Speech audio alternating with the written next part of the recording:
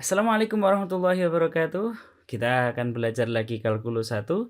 Hari ini yang akan kita bahas adalah kelanjutan dari subbab yang sebelumnya, yaitu di sini kita akan belajar teorema limit. Semua pasti setuju bahwa pembuktian nilai limit menggunakan definisi aslinya, yaitu menggunakan epsilon delta, sangat sulit dan seringkali memakan waktu yang tidak sebentar. Teorema-teorema yang akan kita bahas ini akan sangat membantu kita dalam menentukan nilai limit suatu fungsi. Nah, ini kabar baik, kita tidak lagi harus menggunakan epsilon delta. Nah, masa depan cerah. Yang pertama, misal n suatu konstanta fg fungsi-fungsi yang memiliki limit di C. Yang pertama yang akan kita bahas adalah bahwa limit x di C, limit k di C. Bahwa limit k di C adalah k. Oke, ini adalah teorema pertama yang akan kita bahas, yang akan kita buktikan. Jadi, limit k di C adalah k. Kalau kita baca dengan bahasa yang biasanya kita baca adalah saat X dekat dengan C, si K ini dekat dengan siapa? Kita tahu bahwa ini adalah suatu fungsi konstan, jadi K-nya adalah suatu konstanta, sehingga kalau saya punya fx sama dengan K, contohnya adalah fx sama dengan 5, berapapun nilai X-nya, nilai fungsinya adalah 5. Di sini nilai fungsinya adalah K. Selalu K terus. Saat, jadi begini. Di sini adalah K, di sini sumbu X, di sini sumbu Y. Maaf, ini ada coretan begini. Saat X mendekati C, berapakah nilai dari fx? Ya pasti K, karena nilainya K terus dimanapun. Oke, itu secara intuisinya seperti itu. Yang kedua yang akan kita tunjukkan juga, akan kita cari bahwa nilai limit X di C adalah C. Nilai limit X di C adalah si C. Kalau kita baca dengan menggunakan bahasa yang biasanya kita pakai, saat X dekat dengan si C, si X ini dekat dengan siapa? Loh, kan sudah dikatakan X dekat dengan C. Nah, secara intuisi seperti itu, saat X dekat dengan si C, maka X dekat dengan C. Oke. Secara matematis bagaimana kita membuktikan dua teorema yang dasar ini ya, yang secara intuitif gampang. Sebenarnya kedua teorema ini sudah kita ada di contoh sebelumnya, nanti bisa dibuka lagi videonya di subbab 1.2 itu, di contoh 4, namanya contoh 4, bab 1.2, nanti bisa dilihat lagi. Kedua teorema ini merupakan hasil dari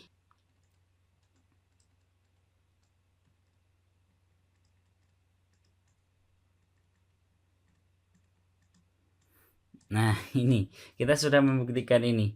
Jadi saat M-nya sama dengan 0, kita punya yang nomor 1, limit X mendekati C dari B. B-nya suatu konstanta. Dia adalah, M-nya tadi kan 0 ya, jadi nilainya adalah B. Limit X mendekati C dari K adalah K. Ini untuk yang nomor 1. Sedangkan yang nomor 2 ini adalah saat M-nya sama dengan 1 dan B-nya sama dengan 0. Kalau M-nya 1, B-nya 0, kita peroleh limit X mendekati C dari X sama dengan M dikali C ditambah B sama dengan ya si C. Sehingga nilainya adalah ini. Saya tidak akan membahas terlalu jauh tentang pembuktian ini karena detailnya sudah disampaikan di contoh 4 itu yang saya maksud tadi. Silakan dibuka lagi videonya.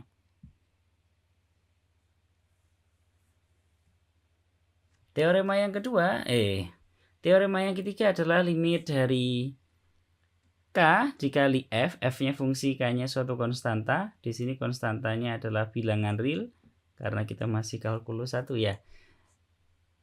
Adalah limit dari K. Limit dari Fx dikali dengan K, atau kita katakan K dikali limit dari Fx. Gampangnya ngomong, K bisa keluar dari limitnya. Kalau dalam kondisi seperti ini yang dilimitkan ya segini ini.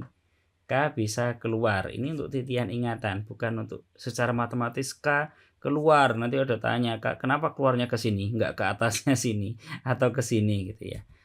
Nah, ini adalah teorema untuk yang ketiga. Teorema limit yang ketiga. Selanjutnya yang keempat, limit dari f ditambah g adalah limit dari masing-masing si f dan si g ditambahkan. Saya kira banyak dari kalian atau bahkan mungkin semua ya dari kalian itu tidak asing dalam melihat yang nomor 4 ini atau nomor 3, 2, dan 1 karena di SMA dulu pernah diajarkan yang seperti ini. Yang 5, seperti yang nomor 4 berlaku juga untuk pengurangan. Sehingga kita katakan limit x mendekati c dari fx dikurangi gx adalah limit masing-masingnya terus dikurangkan. Ya, limit f dikurangi dengan limit g. Kalau saya mengatakan limit dari f, konteksnya di sini jelas saat x-nya dekat dengan c, jangan bingung ya. Jadi kalau saya sedang membahas ini, saya cuma mengatakan limit f gitu. Ya, itu bahasa cepatnya untuk mengatakan limit x mendekati c dari f gitu, atau limit f di c. Saya mungkin akan mengatakan limit dari f gitu. Meskipun itu nanti dalam bahasa tulisan tidak diizinkan. Tidak hanya untuk penjumlahan dan pengurangan, ternyata untuk perkalian juga berlaku. Limit f dikali g adalah limit dari f dikali limit dari g. Bagaimana dengan pembagian? Pembagian juga sama berlaku, cuman di sini ada syarat. Karena nilai limit dari sesuatu itu adalah bilangan real, agar dia bilangan real, A dibagi B bilangan real, ya B-nya tidak boleh sama dengan 0. Sehingga harus dihindari limit dari gx itu sama dengan 0, limit g di c adalah 0. Ini ada syaratnya ya. Asalkan limit g di c itu tidak sama dengan 0, maka limit x mendekati c dari f dibagi g adalah limit dari f dibagi limit dari g. Oke, selanjutnya yang nomor 8 adalah limit dari f x pangkat n. Jadi limit dari semua ini adalah limit dari fx saja. Kemudian ini sebenarnya nggak perlu kurung ya. Kemudian dipangkatkan n. Jadi pangkat dari nilai limitnya. Terakhir, limit ini kalau ini pangkat, di sini akar pangkat n. Nilainya adalah ini. Oke, asalkan fx-nya ini positif.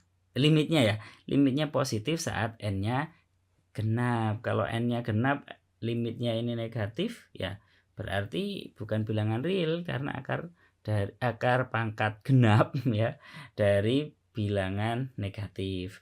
Kalau fx-nya kalau n-nya ganjil, fx-nya bisa negatif. Ini cuma mensyaratkan jika n-nya genap saja. Kalau n-nya genap, limitnya harus positif.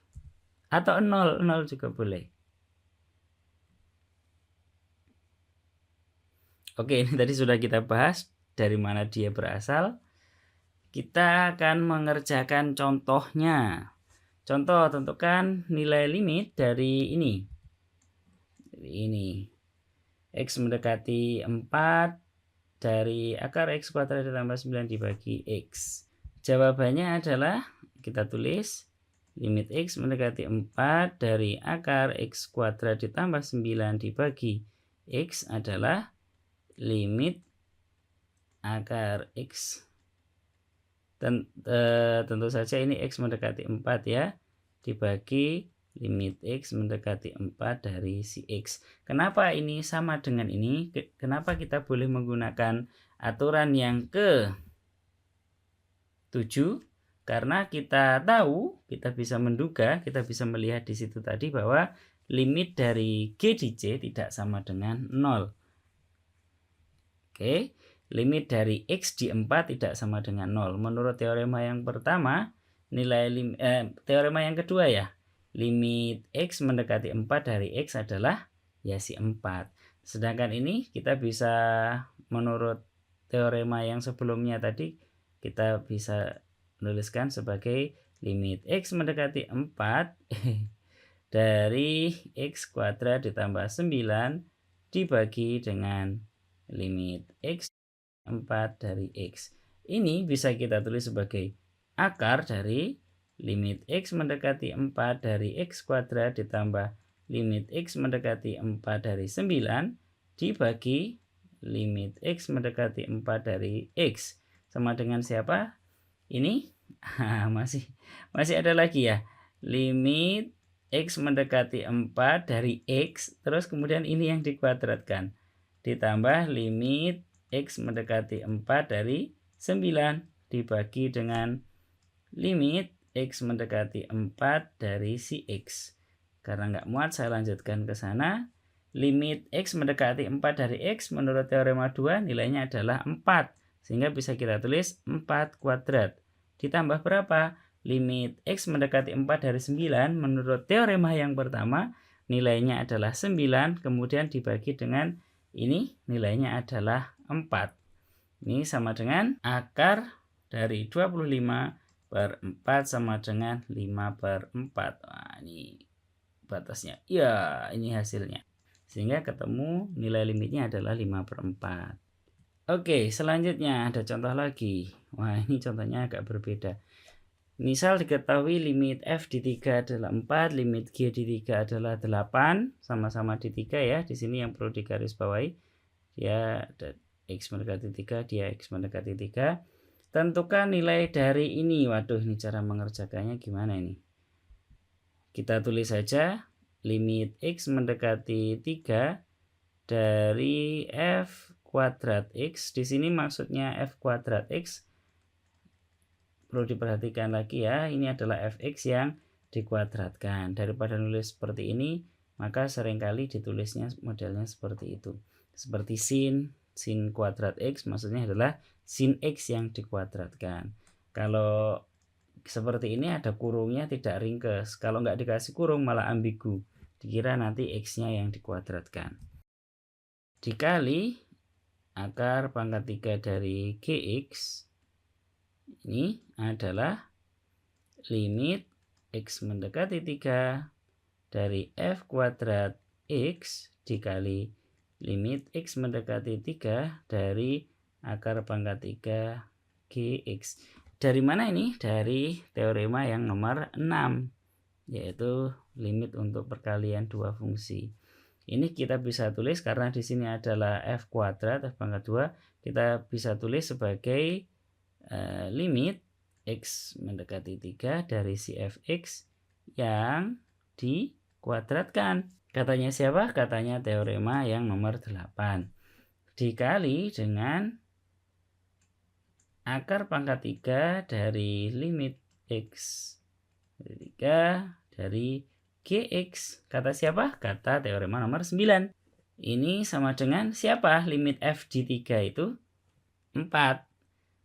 Siapa limit G di 3? 8 ya. Kita tinggal nuliskan saja. Ini adalah 4 dikuadratkan. Yang ini akar pangkat 3 dari 8 sama dengan 16 dikali 2 sama dengan 32. Sehingga nilai limitnya yang kita cari adalah 32. Selanjutnya, ini teorema ini sangat membuat masa depan cerah ya. Teoremanya namanya dikasih nama teorema substitusi. Kenapa dikasih nama seperti itu? Karena ya kita tinggal mensubstitusi saja. Sudah nggak perlu epsilon delta, nggak perlu lagi proses yang panjang seperti ini tadi. Jadi ini prosesnya juga masih termasuk panjang, tapi ya sangat mendingan daripada masih menggunakan epsilon delta. Ini teoremanya bunyinya begini. Jika f adalah suatu fungsi polinom atau fungsi rasional, maka limit fx untuk x yang mendekati c adalah fc. Asalkan fc-nya terdefinisi. Saya harap definisi fungsi polinom dan fungsi rasional tidak dilupakan ya. Kalau misalkan lupa bisa dibuka lagi bukunya atau dilihat lagi videonya. Teorema ini dengan kata lain mengatakan bahwa penyebut f di c tidak sama dengan 0 jika f adalah fungsi rasional. Maksudnya f di c itu adalah si fc begini maksudnya. Kalau fc itu adalah fungsi rasional ya. Fungsi rasional itu adalah ya, kalau ini fc saya sebut sih. Dia adalah suatu polinom ya. Saya sebut polinomnya P1 daripada nulis panjang. Fungsi rasional kan fungsi yang dibangun dari polinom dibagi polinom. Misalkan polinom yang dibagi tadi adalah P1, berarti nilai fc-nya adalah saya anggap P1C saat X-nya sama dengan C gitu dibagi P2C. Ini akan terjadi jika tidak ada pembagian dengan 0. Artinya penyebut dari si Fc ini yang merupakan fungsi rasional ini tidak boleh sama dengan 0. Tidak sama dengan 0 di sini ya. Asalkan F-nya rasional. Kalau F-nya enggak rasional, F-nya pokoknya polinom saja, ya ini syaratnya cuman Fc-nya terdefinisi. Ya, sebenarnya kalau fungsinya rasional juga F-nya terdefinisi ya, cuman kita bisa ngomong terdefinisinya itu selain nilai dari P1-nya ini ya, nilai dari penyebutnya ini ada, nilai pembilangnya ini ada. Oke, kepencet hilang semuanya. Enggak apa-apa, wes. Yang jelas Fc ini harus terdefinisi saat F-nya adalah, karena diperlukan di sini, saat F-nya adalah fungsi rasional. Saat F-nya adalah fungsi polinom. Kalau F-nya lebih umum lagi, yaitu fungsi rasional, bagaimana? Ya, harus terdefinisi juga. Cuman di sini ada namanya. Kalau F fungsi rasional, Fc terdefinisi itu artinya adalah penyebutnya si Fc tidak sama dengan 0. Ada kriteria lebih. Sebenarnya kalau diringkas sama aja, Fc terdefinisi begitu aja. Oke, sekarang kita akan mempraktekkan teorema tadi di sini. Yang kita lakukan pertama kali dulu waktu awal-awal belajar limit ini, membuktikannya nilai limitnya berapa, kita menggunakan epsilon delta. Nah, bisa bayangkan kira-kira seberapa panjang. Kemudian kita bisa memakai teorema-teorema yang barusan kita pelajari dari 1 sampai 9 itu. Oke. Ya, lebih ringan. Dan lebih ringan lagi setelah kita melihat teorema substitusi tadi. Yang bisa kita lakukan dalam mencari nilai limitnya adalah kita tulis limit X mendekati 2 dari 7X pangkat 5 dikurangi 10X kuadrat pangkat 4 dikurangi 13X ditambah 6 dibagi 3X kuadrat dikurangi 6X dikurangi 8. Kita lihat di sini. Kalau X-nya sama dengan 2, saya substitusikan ke sini. X sama dengan 2, saya substitusikan ke sini. Nilainya adalah 3 dikali 2 kuadrat dikurangi 6 dikali 2 dikurangi 8 sama dengan 12 dikurangi 12 dikurangi 8 tidak sama dengan 0. Berarti penyebutnya tidak sama dengan 0. Artinya terdefinisi saat X sama dengan 2 di fungsi rasional ini. Oke, sehingga dari sini aman. Kita bisa menuliskan nilai limitnya, langsung kita substitusikan 7 dikali 2 pangkat 5 dikurangi 10 dikali 2 pangkat 4 dikurangi 13 dikali 2 ditambah 6 dibagi, karena kita sudah menghitungnya, belum ya, tadi cuma bilang gitu, min 8 gitu aja. Sama dengan 44 per min 8, nanti kalian bisa ngitung. Kalau kita sederhanakan menjadi 11 per min 2. Ini adalah nilai limit yang kita cari. Jauh lebih mudah daripada epsilon delta, jauh lebih mudah dari teorema 1 sampai 9 karena langsung bisa disubstitusi. Tapi jangan main-main dengan substitusi ini ya. Untuk saat ini yang bisa disubstitusikan adalah fungsi rasional saja. Fungsi rasional berarti ya termasuk fungsi polinom. Jangan sembarang. Kalau dia fungsi yang bukan rasional, bukan fungsi polinom, jangan dulu dipakai. Kita belum membahas fungsi apa saja yang boleh dicari nilai limitnya menggunakan substitusi ini. Substitusi fungsi rasional, tentukan nilai dari ini. Tentukan nilai limit ini atau yang ini ya. Ini disederhanakan saja di bagian penyebutnya. Jadi bukan berarti nilai limit ini sama dengan limit ini. Gimana maksudnya? Tentukan nilai limit ini, atau dengan kata lain nilai limit dari ini. Oke. Sekarang tidak ada teorema yang bisa kita pakai di sini. Teorema yang 9 itu ya, dari 1 sampai 9 nggak bisa dipakai. Kenapa? Karena di sini penyebutnya adalah 0 saat X-nya dimasukkan nilainya 1. 1 dikurangi 1, 0 dikuadratkan ya 0. Nggak bisa. Yang nggak bisa kita masukkan teorema nomor 7 itu. Yang dari 1 sampai 9 tadi ya. Atau dengan menggunakan teorema substitusi untuk fungsi rasional. Iya, memang benar dia fungsi rasional. Cuman penyebutnya kan 0 saat X-nya sama dengan 1. Terus gimana cara mengerjakannya? Gini, ini salah satu clue ya untuk subbab selanjutnya. Kita juga nggak bisa melakukan manipulasi aljabar yang kemudian bisa dicoret begitu di sini. Di sini, nah kalau kita lihat saat X mendekati 1, kita lihat yang kanan sini aja lah ya, yang ini nggak usah wis. Mungkin lebih sederhana yang kanan.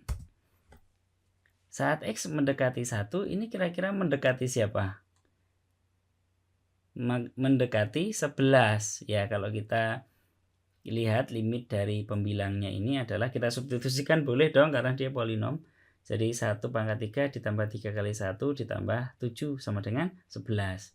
Yang atas dia makin lama makin menuju ke 11. Yang bawah ini si penyebutnya dia makin lama makin menuju ke berapa? Saat X sangat dekat dengan 1, semakin dekat dengan 1, nilai X dikurangi 1 dikuadratkan makin mendekati 0. Artinya nilai limitnya pastilah kalau kita tebak itu adalah ya sesuatu yang mendekati 11 dibagi sesuatu yang mendekati 0. Makin dekat dengan 1 si X-nya, pasti makin nilainya semakin tinggi. Ya, nilainya semakin besar sekali. Dari sini kita secara intuisi bisa tahu bahwa nilai limitnya adalah tak hingga.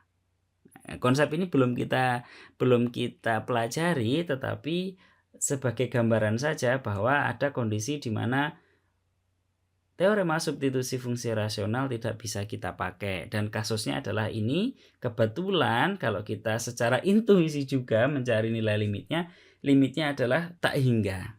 Atau sampai di sini karena pengetahuan tentang limit tak hingga kita belum ada, kita katakan saja nilai limitnya tidak ada.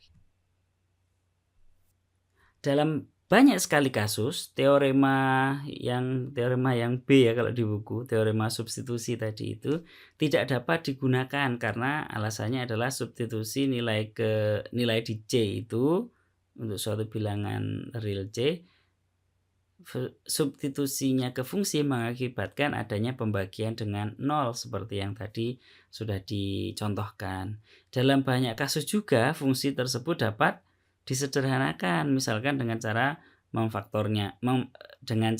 memfaktorkan. Contohnya adalah ini, fungsi ini. Oke, saya ganti warnanya jadi putih biar enak, atau kuning. Oke. Yang bisa kita lakukan adalah ya kita faktorkan begini.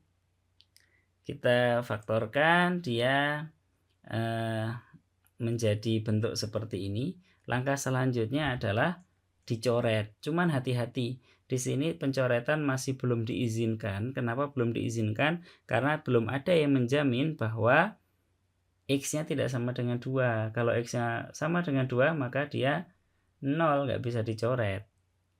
Ya, tidak bisa dikalikan dengan 1/0 ini masing-masing bagian ini. Oke, jadi kita tulis saja seperti itu, masih mentah seperti itu. Baru dia boleh sama dengan kalau ada jaminan di sini terus. Asal X tidak sama dengan 2. Ini kalau ngeyel mau ditulis gitu, tambah tulisan asal X tidak sama dengan 2. Terus mau ngapain kita dengan yang ini? Kalau di sini ada limitnya ya, limit X mendekati 2. Sama dengan, ya pasti limit X mendekati 2 dari ini. Sama dengan limit X mendekati 2 dari ini. Dan asal X tidak sama dengan 2 ini bisa kita hapus. Kenapa? Karena kalau X mendekati 2, sebagaimana konsep limit di awal-awal dulu kita pelajari, maka X tidak sama dengan 2. Nah, jaminannya di situ. Sehingga kita bisa mencoret. Nah, kalau kita tuliskan ulang, sehingga limit X mendekati 2 dari X kuadrat ditambah 3X dikurangi 10 dibagi X kuadrat ditambah X dikurangi 6 itu sama dengan limit X mendekati 2 dari X ditambah 5 dibagi X ditambah 3. Yang sama di sini nilai limit X mendekati 2 ya. Nilai limitnya mereka di 2. Tidak mengatakan nilai fungsinya di 2 itu sama. Karena yang di sini tidak terdefinisi di 2, yang di sini terdefinisi di 2. Jadi dua fungsi ini adalah fungsi yang berbeda. Perbedaannya ada di satu titik saja, yaitu di X sama dengan 2. Sebenarnya, karena ini gara-gara saya nulis di dalam kotak ini ya, asal X tidak sama dengan 2. Yang kiri ini, wah banyakkan panah ini, enggak apa-apa wis. Sama dengan yang kanan, saya boleh ngomong gitu. Yang kiri sama dengan yang kanan, yang paling kanan ini, untuk X-nya tidak sama dengan 2. Jadi dia hanya berbeda di satu titik saja, satu X saja. Oke, kalau di X sama dengan 2, yang kanan terdefinisi. Ya, yang kiri tidak terdefinisi karena ada pembagian dengan 0. Oke, kok. Baik. Sehingga dari sini kita bisa simpulkan, kalau yang ini kan gampang. Yang bagian ini sudah gampang, sudah bisa kita gunakan teorema substitusi dari fungsi rasional. Ini nilainya adalah, saya tulis di sini, sama dengan 7/5. Sehingga dari sini kita tahu bahwa nilai limitnya dia adalah 7/5. Jadi saya tekankan di sini, nilai limit dari F ini, kalau saya sebut si F ini ya, gimana ini ya, saya bersihkan dulu wes. Nilai limit si F ini sama dengan nilai limit G ini. Apakah betul demikian? Betul. Dia tidak terdefinisi di 2, berarti F2 tidak sama dengan G2. Artinya F tidak sama dengan G. Tetapi ternyata nilai limitnya sama. Gimana kalau limitnya tidak di 2? Kalau nilai limitnya itu di 3 gitu ya. Nilai limitnya di 3, proses ini bisa kita, proses pencoretan ini maksudnya masih bisa kita lakukan meskipun limit X mendekati 3. Saya tulisnya begini aja ya. Ini X mendekati 3. Kenapa? Kalau X itu mendekati 3, pasti X tidak sama dengan 2. Kok bisa begitu? Ini konsep paling mendasar kita dulu ya. Kalau X itu dekat dengan 3, pasti X itu bukan 2. Kenapa? Karena 2 itu tidak dekat dengan 3. Ada yang lebih dekat lagi, yaitu 2,995 misalkan ya.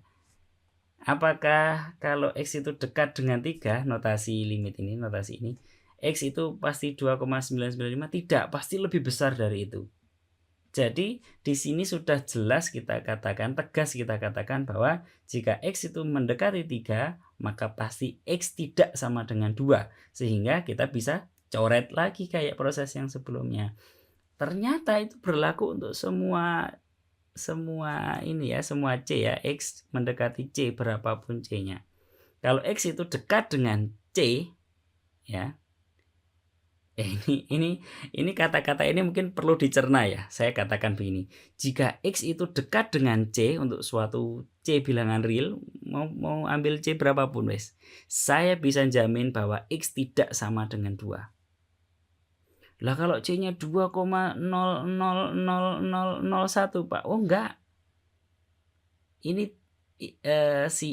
si X dekat dengan 2,0001 ini, X-nya tidak sama dengan 2 juga, karena ada yang lebih dekat ke sini daripada si 2, yaitu saat ya ini saya tambahi nolnya 1 lagi gitu ya. Jadi di kanannya 2 tetapi malah lebih dekat lagi dengan si yang tadi ini kita cari, yang kita proses itu. Oke, ini perlu angen-angen ya, nanti sebelum tidur coba di angan-angan.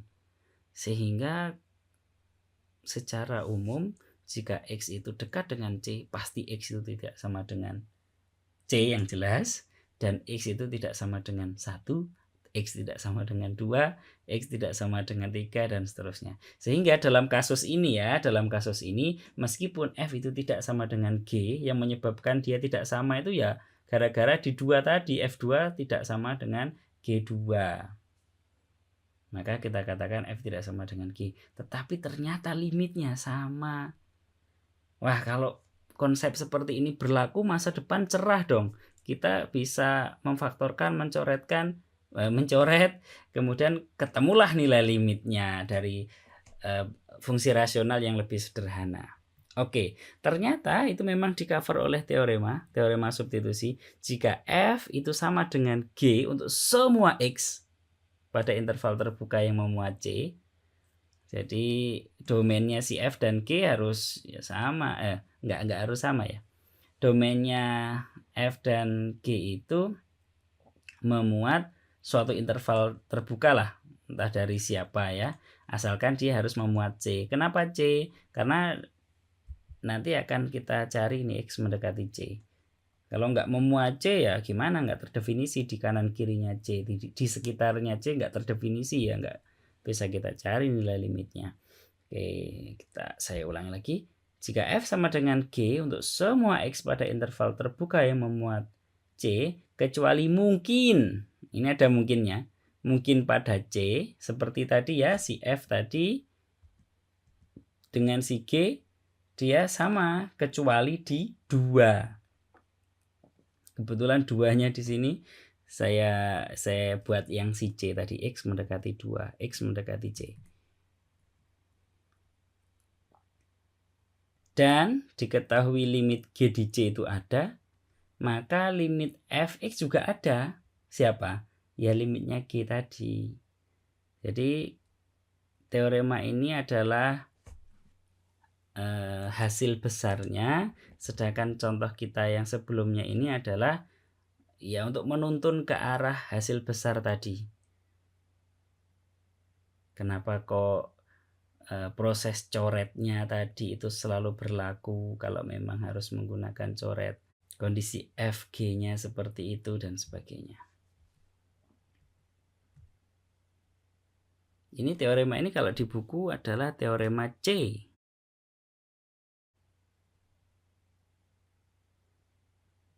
Di sini tulisannya teorema C, nanti bingung teorema C mana belum dikatakan. Nah, sekarang kita praktek untuk yang ini. Tentukan limit X mendekati 1 dari X kurangi 1 dibagi akar dari X dikurangi 1. Kita tulis seperti ini, dia sama dengan itu. Dari mana ini? Ini bisa kalian pelajari, kalian menjadi lihai mengerjakan ini kalau sering mengerjakan. Jadi tidak bisa diajarkan, bukan tidak bisa diajarkan ya. Maksud saya ketika ditanya, kenapa Pak X dikurangi 1 harus dituliskan seperti ini? Tidak harus. Kenapa kok dituliskan begitu Pak? Karena masa depan cerah. Saya bisa menduga bahwa dia itu bisa saya tuliskan dalam bentuk yang ada akar X dikurangi 1-nya, yang selanjutnya bisa saya coret. Seperti itu. Alasannya adalah itu. Jadi harus sering-sering mengerjakan sehingga kalau jam terbangnya tinggi nanti akan bisa hampir seolah-olah meramal gitu ya. Ini sebaiknya saya bentuk dalam seperti ini. Seperti dulu mungkin waktu di SMA ada X kuadrat dikurangi 1 per X ditambah 1 begini. Nah, pasti untuk menyederhanakannya ya dituliskan menjadi bentuk seperti ini. Kalau ditanya mengapa harus seperti itu, jawabannya tidak harus, tetapi tetap aja dilakukan karena tahu bahwa nanti ya ini bisa dicoret begini ke depannya. Selanjutnya ini nilainya adalah ini ya karena dicoret tadi ya. Karena ini dicoret boleh. Apa jaminannya bahwa dia tidak sama dengan 0? Artinya X tidak sama dengan 1. Kalau X sama dengan 1 kan berarti ini akar dari 1 dikurangi 1, 0. Enggak boleh dicoret. Jaminannya adalah ini. X dekat dengan 1. Berarti X tidak sama dengan 1. Nilainya adalah limit X mendekati 1 dari akar X ditambah 1. Kalau ini saya sebut sebagai fungsi F, ini saya sebut sebagai fungsi G, F tidak sama dengan G. Apa yang membedakan F1 dan G1? Di sini G1 terdefinisi, di sini F1 tidak terdefinisi karena ada pembagian dengan 0. Tetapi nilai limitnya sama. Samanya karena di sini tadi halal ya, boleh dicoret. Oke. kondisi FG memenuhi teorema yang C tadi. Teorema yang sebelumnya kita bahas, kita tampilkan tadi, yaitu F itu sama dengan G di semua X kecuali X sama dengan 1. Apa buktinya? Buktinya ini. Buktinya X dikurangi 1 dibagi akar X dikurangi 1 itu sama dengan akar X dikurangi 1 dikali akar X ditambah 1 dibagi akar X dikurangi 1 bisa dicoret asalkan X-nya tidak 1. Ini sama dengan akar X ditambah 1 loh, sama asalkan tidak X-nya tidak sama dengan 1. Sehingga bisa kita katakan FG itu sama asalkan X-nya tidak 1 gitu ya. Sehingga kalau kita baca kembali teorema ini, FG sama dengan F sama dengan G. Ini ada tanda sama dengannya. Oke, saya hapuslah biar cerah. F sama dengan G untuk semua X ya, kecuali mungkin pada C. Kenapa kok ada mungkinnya? Ya boleh jadi nanti Fx itu sama dengan Gx untuk semua X, termasuk di C juga gitu. Kalau ternyata dia nilainya sama juga di C gimana? Ya tetap berlaku teorema ini. Ya nilainya berarti kan F sama dengan G gitu. Bahkan untuk yang tidak sama pun nilai limitnya sama gitu loh. Apalagi kalau FC sama dengan GC. Ya berarti kan dia F sama dengan G kalau begitu. Wong dia sama dengan di semua X kok. Tidak ada pengecualian di C tadi. F sama dengan G, ya limitnya ya pasti sama wong F sama dengan G. Oke, kita lanjutkan. Sampai sini. Oke, apakah ada contoh lain? Ada lagi. Tentukan limit itu. Yang kita lakukan adalah memfaktorkan. Selanjutnya kita boleh mencoretnya di sini. Kita coret karena X tidak sama dengan 2, ini jaminannya. Sehingga ketemulah si, sebut saja G, ini sebut saja F. F ini sama dengan G kecuali di X sama dengan 2. Yang membedakan cuman di F2 dan G2. F2 tidak sama dengan G2. Sudah itu aja. Fx, X-nya selain 2 sama dia. Oh, kalau begitu, karena dia hanya berbeda di satu titik saja, nilai limitnya ya sama. Jadi kita katakan nilai limitnya ya sama, yaitu 7/5 dalam kasus ini. Ini sebagai latihan atau mungkin kita bahas live atau menggunakan Zoom gitu ya. Jadi tidak kita bahas hari ini. Selanjutnya adalah teorema Apit. Jadi misal FGH fungsi-fungsi sedemikian sehingga kondisinya seperti itu ya. F itu selalu tidak lebih dari G. Tidak lebih dari G. G tidak lebih dari H. Bisa kurang, bisa sama dengan maksudnya. Kemudian untuk step X seperti itu. Di sekitar C. Nggak harus untuk semua X sih. X di sekitar C saja. Kenapa? Karena kita akan melihat kondisinya dia. Jadi saat X-nya itu yang di sekitar C saja, meskipun dia terdefinisinya lebih besar lagi ya, kita akan melihat X yang di sekitar C saja, karena limit X mendekati C itu ya X-nya berarti di sekitarnya C. Sekitar itu bisa jadi jaraknya sangat dekat, maka karena nggak bisa dikatakan presisinya, kita katakan saja X dekat dengan C atau X mendekati C seperti ini. Untuk setiap X di sekitar C mungkin kecuali di X sama dengan C. Apa maksudnya kok mungkin itu? Jadi nggak harus si FGH itu terdefinisi di C. Terdefinisi nggak apa-apa, nggak terdefinisi pun teorema ini masih jalan gitu maksudnya. Jadi ada kata mungkin di sini. Lah kalau masih bisa jalan artinya FC kurang dari sama dengan GC juga, jadi masih kurang dari sama dengan HC juga, ya tidak masalah, malah baik ya. Baiknya di mana nggak usah dikatakan ya. Yang jelas kalau ini terpenuhi teorema yang ini masih tetap bisa jalan. Bahkan saat FC dan GC itu tandanya nggak seperti ini, GC dengan HC tandanya tidak seperti ini, ya tidak masalah. Kita mensyaratkan X di sekitar C saja kok.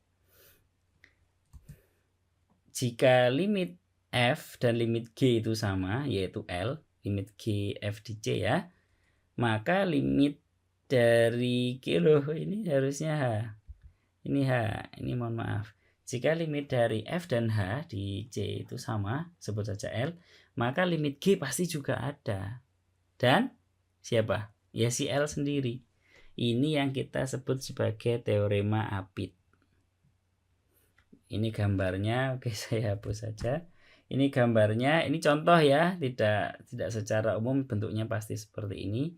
Jadi yang ini adalah si F, yang ini adalah si G, yang ini adalah si H. Apa kebalik? G, F dan H-nya ini H, yang ini F. F selalu tidak lebih dari si G, tuh dari grafiknya ya, dari gambar. Si kuning ini selalu tidak lebih kecil daripada si F.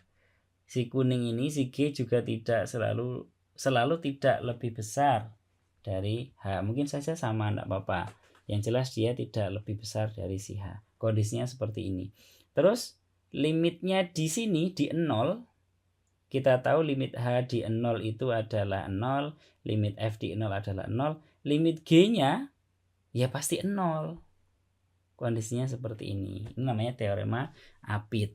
Yang di atasnya saja itu menuju ke 0, yang bawah menuju ke 0, yang tengah-tengahnya antara H dan F itu ya pasti juga limitnya adalah 0 juga. Gambarannya seperti itu. Wah, ini tadi ada yang besar ya, harusnya dicoretnya yang waktu dia membesar gitu. Oke, enggak apa-apa lah. Semoga yang meskipun tadi gambarnya kecil memahamkan juga. Contoh dari teorema Apit tadi. Asumsikan telah diketahui bahwa ini. Kenapa kok diasumsikan? Karena ini enggak gratis, harusnya dibuktikan. Benar tah? 1 dikurangi X kuadrat dibagi 6 itu kurang dari sama dengan sin X per X. Bahwa sin X per X benar tak kurang dari sama dengan 1. Ini pembahasan yang agak lebih panjang. Karena kita cuma mau menggunakan teorema Apit, ya asumsikanlah ini terjadi. Meskipun asumsi ya, ini tapi bukan asumsi yang ngawur. Ini asumsi yang sudah terbukti. Kalau penasaran bisa dibuka bab-bab setelahnya atau yang lebih khusus tentang fungsi trigonometri. Oke, untuk sementara kita percaya saja ya. Percaya bahwa memang 1 dikurangi X kuadrat dibagi 6 itu tidak lebih dari sin X per X. Sin X per X itu tidak lebih dari 1. Oke. Dia berlaku untuk setiap X dekat dengan 0 kecuali X-nya sama dengan 0. Jadi X dekat dengan 0, X-nya tidak sama dengan 0, ini berlaku. X-nya sama dengan 0 jelas tidak berlaku, wong ini enggak terdefinisi kok. Masa ini kurang dari sesuatu yang tidak terdefinisi, kan enggak mungkin. Oke, yang akan kita lakukan adalah mencari nilai limit dari sin X per X untuk X-nya mendekati 0. Yang jelas kita tidak bisa menggunakan teorema A, yaitu teorema yang isinya tadi dari 1 sampai 9. Bahkan teorema A yang tadi poin yang 7 nggak bisa kita pakai meskipun F per G, karena syaratnya tadi si F, si G, fungsi G-nya limitnya tidak boleh 0. Lah ini limit dari X mendekati 0 dari si X adalah ya 0. Oh, nggak bisa teorema A. Teorema B tentang substitusi fungsi rasional nggak bisa. Dia bukan fungsi rasional. Yang teorema yang C tadi nggak bisa kita pakai. Kenapa? Karena sin X per X nggak bisa kita sederhanakan jadi siapa? Oke, terus yang harus kita lakukan adalah berdoa. Nggak berdoa ya, ya berdoa juga. Yang kita lakukan adalah biar gampang saya misalkan saja lah. Biar gampang saya misalkan ini F, ini saya misalkan G, ini saya misalkan H. Jadi H adalah suatu fungsi konstan, Hx sama dengan 1. Nilainya 1 terus X-nya mau berapapun. Oke, jadi di sini kita peroleh Fx kurang dari sama dengan Gx kurang dari sama dengan Hx. Notasinya sudah mirip dengan teorema Apit tadi. Terus ngapain? Karena limit limitnya ini sama dengan limit itu dari mana ini? Kenapa limitnya ini sama dengan limitnya ini ya? Kalau kita lihat di sini limit dari 1 dikurangi x kuadrat dibagi 6, kita bisa menggunakan teorema A yang poin 5, yaitu limit x mendekati 0 dari 1 dikurangi limit x mendekati 0 dari x kuadrat per 6. Ini kan fungsi rasional, disubstitusikan saja. Ini limit x mendekati 0 dari 1 adalah ya 1 dikurangi 0 kuadrat per 6, ya 0 sama dengan 1. Loh, ini nilai limitnya 1. Limit x mendekati 0 dari 1 menurut teorema A yang poin pertama, limit x mendekati C dari K adalah ya K, berarti dia nilainya 1. Samanya di situ. Jadi si hilang ya. Si F ini limit di x menuju ke 0 sama dengan nilai limitnya si H. Oke, sudah seperti yang diharapkan di teorema tadi. Sehingga dari teorema yang tadi kita bahas, kita peroleh limit dari si G ya juga harusnya 1, karena limit dari F itu juga 1, limit dari H juga 1. Karena dia ada di tengah-tengahnya, kita sebut tengah-tengah karena kondisinya seperti ini ya. Dia limitnya pasti juga 1. Oke, tentang teorema limit sudah selesai. Sangat bahagia sekali membahas teorema limit ini, karena tidak perlu pusing-pusing dengan epsilon delta, meskipun itu tidak bisa kita tinggalkan. Epsilon delta nggak akan bisa selesai ya, nggak akan bisa selesai sejarahnya hanya gara-gara kita sudah menemukan 1.3, yaitu teorema limit. Karena nanti di kuliah-kuliah selanjutnya, kuliah-kuliah yang lebih advance, yang tingkat lanjut, konsep itu akan selalu muncul, karena konsep epsilon delta yang seperti itu tadi, yang seperti ada di limit itu, mendasari banyak sekali bidang kajian di dalam matematika. Semoga bermanfaat. Terima kasih. Saya akhiri. Assalamualaikum warahmatullahi wabarakatuh.